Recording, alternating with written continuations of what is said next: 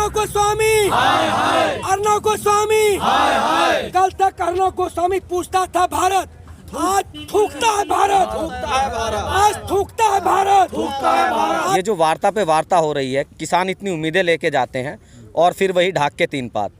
उनकी महफिल में हो रही थी हमारे कत्ल की बातें, उनकी महफिल में हो रही थी हमारे कत्ल की बातें, और हम जो पहुँचे तो कहने लगे कि बड़ी लंबी उम्र है तुम्हारी। कोरोना काल में यही लंगर चल रहा था, जो सरकार के पास खाना नहीं था खिलाने के लिए, लोग हजारों हजार किलोमीटर पैदल चलकर गांव तक पहुंचे। तब कहाँ सरकार थी, तब फंडिंग की बात नहीं की। जब आज देश हित की बात हो रही है तो करी फंडिंग है। जी हाँ, हम पिकनिक मनाते हैं, इस रोडों पे सोते हैं, इन दिखाइए कैमरे को, इन जो प्लास्टिक के बने घर उसमें रहते हैं, रात को पानी टपकता है, जब इसमें पानी बरसता है तो हमारे टेंट में घुसता है। जी हाँ, ये पिकनिक है, इसे फंडिंग कहते हैं। लोग गाँव से मिठाई लेके, प्याज लेके, आलू टमाटर लेके आते हैं, यहाँ पे खाना बनता है, खिलाते हैं। जी हाँ, इसको फंडिंग कहते हैं। फंडिंग ये है। बिल्कुल बोल तो दिया कि सबसे बड़ा होता है देशद्रोही का। देशद्रोही के लिए सजाए मौत ही होता है। उसके देशद्रोही जो भी देश का होता है उसकी मौत के लिए कोई सज़ा नहीं होता है। दूसरा, आपने एक और क्वेश्चन पूछा था, फंडिंग आ रही है। मैं पूछना चाहता हूँ, फंडिंग कहाँ से आ रही है? देश से आ रही है। तो अपने देश वाले जो किसान मजदूर जो भी है, अगर जो आया पूंजीपति भी, अगर जो इन गरीबों के लिए, इन किसानों के लिए जो रोड पर आज है तो दे रहे हैं, तो उसमें क्या बुराई है? अगर जो विदेश से आ रहा है या दूसरे किसी भी कंट्री से आ रहा है तो उसमें हमारा देश क्या कमज़ोर हो रहा है क्या? मैं आपसे पूछता हूँ, कि पूरे जनता से पूछता हूँ या भ्रष्टाचारियों चोरों से पूछता हूँ कि जब किसी भी दूसरे देश से हमारे देश में जो कुछ भी, चाहे फंडिंग हो या XYZ किसी भी तरीक़ा से कोई संपत्ति, कोई धन आता है, तो उसमें हमारा देश कमज़ोर नहीं होता है, समृद्ध होता है। यदि हमारे देश से दूसरे देश में जाए, उससे हम बोलेंगे हमारा देश कमज़ोर होता है। अभी तो देखिए आगे आगे होता है क्या।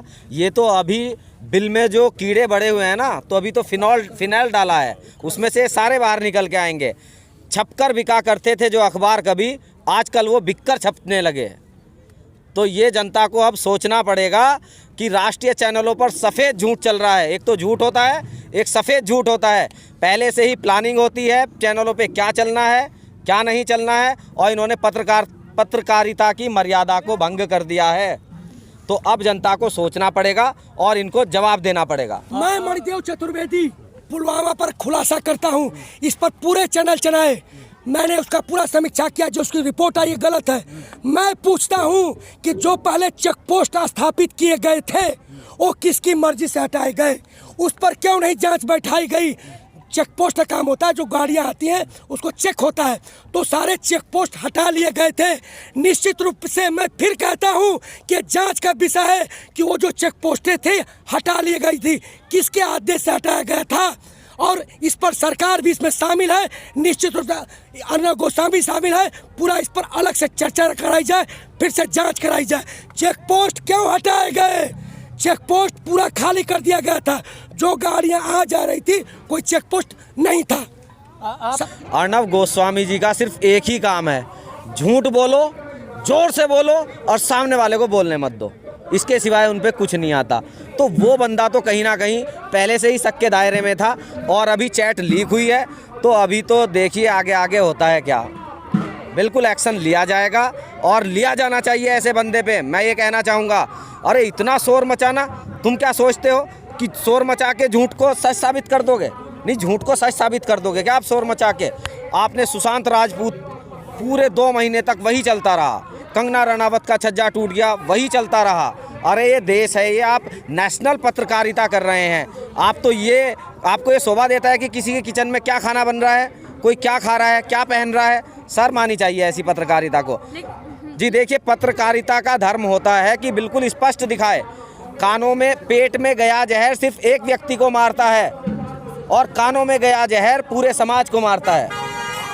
लेकिन खास तौर से पुलवामा की हम बात करेंगे, जिस तरह से पुलवामा अटैक हुआ, पूरे देश में आक्रोश था, लेकिन उनके व्हाट्सएप चैट में इसको एक इवेंट की तरह से सेलिब्रेट कर रहे हैं, कह रहे हैं कि बहुत अच्छा हुआ, टीआरपी उनकी गेन हुई, टीआरपी के मामले में। तो आपको 40 जवान शहीद हुए।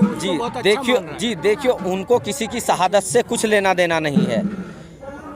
जो कहते थे कि हम बंद कराएंगे तवायफों के कोठे, जो कहते थे कि हम बंद कराएंगे तवायफों के कोठे, सिक्कों की खनक पे खुद ही मुजरा कर बैठे।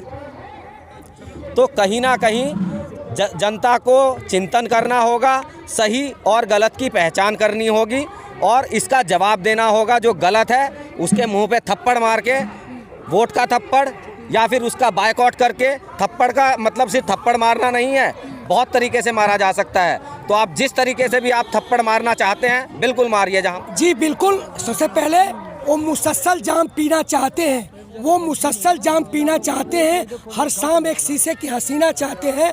और यहाँ पर जो गूंगी बहरी अफीमची शराबी सरकार हो गई, उसे होश नहीं है। लेकिन मैं कहना चाहूँगा, एक कथित मीडिया, सबको नहीं, एक कथित मीडिया हमेशा, हम लोग शासन प्रशासन में रहे हैं, एक कथित मीडिया हमेशा क्या दिखाना चाहिए क्या नहीं दिखाना चाहिए, कहीं ना कहीं प्रो होता है उनका, कहीं ना कहीं सरकार को बचाने का प्रयास करते हैं। और अभी तक ये जाल में फंसी हुई पूरी है ये देश की जो मीडिया है, ये पैसे लेकर उन चीज़ों को इधर से उधर क्या दिखाना चाहिए क्या नहीं दिखाना चाहिए, एक कथित मीडिया का आज भंडाफोड़ हो चुका है।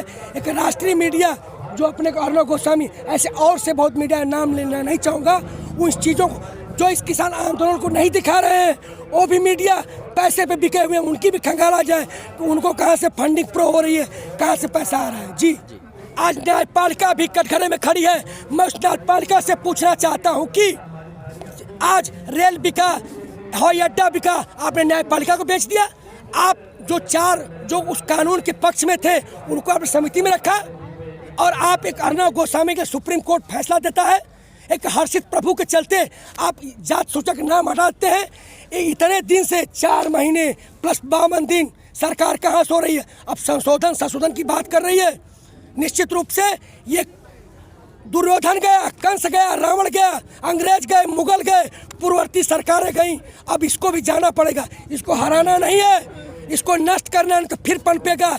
अब सत्ता परिवर्तन के साथ व्यवस्था परिवर्तन की बात होगी, जो हम सैनिक, जवान, किसान, मजदूर, डॉक्टर, इंजीनियर सब बात करेंगे। मैं आपके चैनल के माध्यम से तमाम रिटायर्ड जजों से, बुद्धियों से, पत्रकारों से रिक्वेस्ट करूंगा कि ऐसा विजन तैयार करें कि सरदार भगत सिंह का राइट टू रिकॉल लाएं। हम 5 साल के लिए सत्ता सौंपते हैं, फिर हम मजाक बनाते हैं, हम 5 साल इंतजार करते हैं।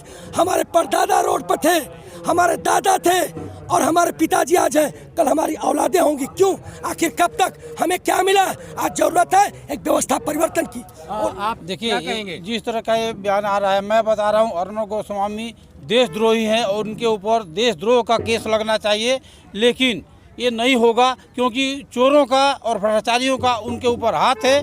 यदि दूसरी सरकार आती है या कोई ऐसा प्रावधान होता है जिसमें व्यवस्था परिवर्तन वाले आते हैं तो इनके ऊपर पक्का देशद्रोह का केस लगेगा। और देशद्रोही हैं ये, क्योंकि ये शहीदों को इस तरह के बताते हैं और शहीदों के बारे में कभी कुछ नहीं दिखाया, और एक सुशांत के बारे में 2 महीना इसने दिखाता रहा। ये महादेशद्रोही है और इसको अगर जो सरकार सज़ा नहीं देती है, कोर्ट सज़ा नहीं देती है, तो जनता को सज़ा देना चाहिए और इसका चैनल किसी को भी नहीं देखना चाहिए। पूरे देश को मैं बोलता हूँ कि इसके चैनल को बाइकाट करना चाहिए। ये खुद ही साबित कर रहा है कि देशद्रोही है। इससे क्लियर आपके कहने के अनुसार बिल्कुल साबित हो गया कि ये देशद्रोही है। लेकिन देशद्रोही का केस नहीं लगाएंगे क्योंकि ये भ्रष्टाचारियों को बचाता है।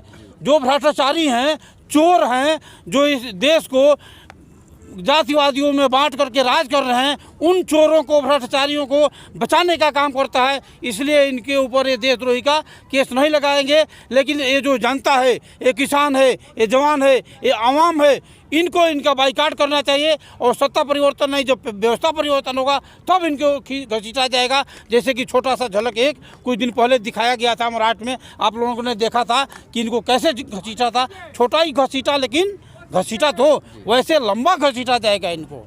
जी देखिए, बिल्कुल एकदम जो सच है वो सामने आ चुका है। सच कभी छिपता नहीं है। जो सबसे पहली चीज़, हमारी सरकार के अंदर जो गृह मंत्री है वो तड़ीपार है, कोर्ट की तरफ से उसको सज़ा मिली हुई है।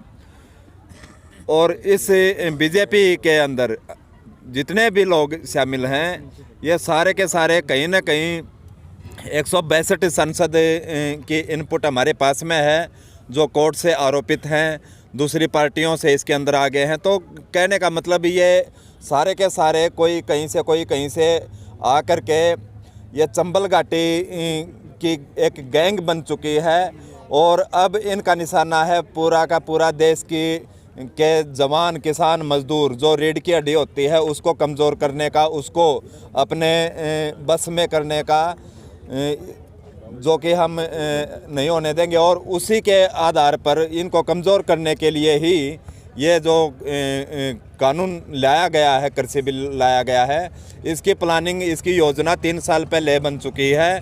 3 साल पहले इसकी योजना जब बनाई गई थी तो उसी के एवज में 1000 स्टोर, साइल स्टोर जिसको बोलते हैं, अनाज भंडारण पानीपत में 100 एकड़ का है, पंजाब के अंदर है, उसके बाद इसमें झारखंड में भी रांची के अंदर 100 एकड़ का, मतलब टोटल 1000 स्टोर स्थापित कर दिए हैं। तो इनकी योजना सिर्फ एक ही है कि पूरा जो 35-40 लाख करोड़ का कृषि का जो उत्पादन होता है उसको और कंट्रोल में ले लिया जाए।